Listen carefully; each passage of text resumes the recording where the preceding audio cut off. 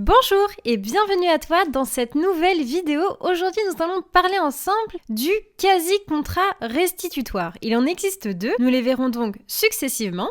Dans un premier temps, la restitution de l'indu, puis l'enrichissement sans cause. Cette vidéo et cette playlist est réalisée en partenariat avec la prépa Dalloz. La prépa Dalloz, c'est quoi ? Eh bien tout simplement, c'est une prépa qui te prépare à l'examen du CRFPA, l'examen donc du barreau pour devenir avocat.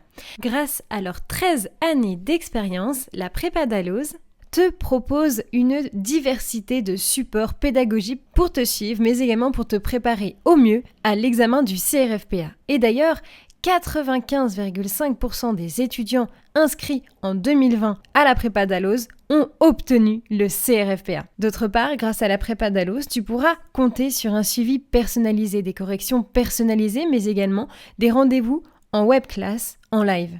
D'autre part, tu pourras compter sur les stages intensifs qui se déroulent tout simplement à Paris ou encore en ligne si tu ne peux pas te déplacer jusqu'à Paris.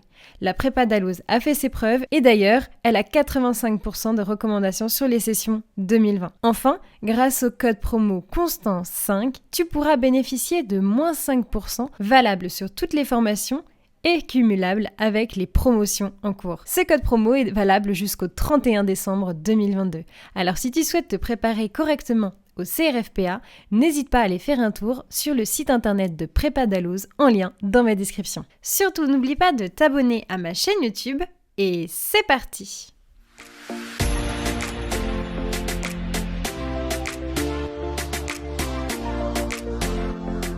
Tout d'abord, concentrons-nous sur la restitution de l'indu. Qu'est-ce que c'est ?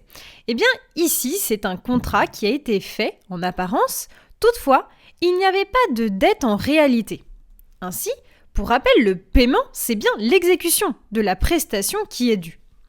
D'autre part, l'indu correspond à ce qui n'était pas dû.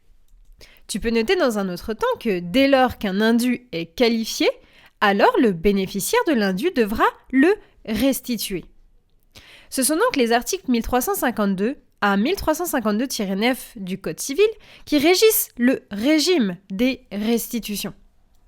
D'autre part, l'article 1302-1 du Code civil nous dit que la personne qui a reçu l'exécution d'une obligation qui ne lui était pas due doit la restituer. Donc c'est bien une obligation. Tu peux noter que la difficulté ici va donc se poser dès lors que le créancier a reçu le paiement de la part d'une personne autre que son débiteur. Eh bien ici, le créancier pourra garder ce qu'il a reçu dès lors qu'il n'y a pas eu d'erreur ni contrainte revendiquée. À présent, regardons ensemble l'enrichissement sans cause ou alors l'enrichissement injustifié. Eh bien, ici, les conditions à réunir pour qualifier un tel enrichissement sont les suivantes. Tout d'abord, il va falloir un mouvement de valeur entre deux patrimoines, ce qui semble logique. Quelqu'un qui s'enrichit et quelqu'un qui s'appauvrit. Ici, c'est l'article 1303 du Code civil qui nous le dit. D'autre part, il va falloir justifier d'un enrichissement, évidemment. Un enrichissement, c'est quoi ? Eh bien, c'est un acte qui a pour objet d'avantager une personne matériellement ou encore moralement. Donc il ne va pas falloir se focaliser que sur le matériel, mais ça peut être également de façon morale. Ensuite, il va falloir qualifier un appauvrissement. Si quelqu'un s'enrichit, quelqu'un s'appauvrit. Eh bien ici, c'est un acte qui va donc désavantager une personne de façon matérielle ou encore morale. Tu peux noter un corollaire entre l'appauvrissement et l'enrichissement. C'est-à-dire qu'il va falloir prouver plus exactement un lien de concordance. D'accord ? C'est un lien de connexité directe ou indirecte entre l'appauvrissement et l'enrichissement. Tu peux noter un manque de fondement juridique qui va donc justifier l'enrichissement sans cause. Un caractère subsidiaire, mais également un caractère de subsidiarité.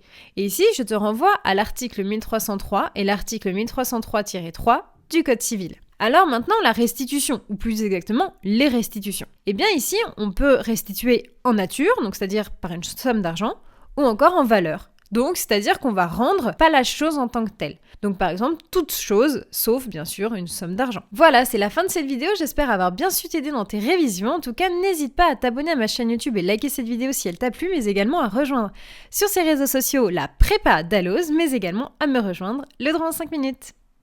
À bientôt!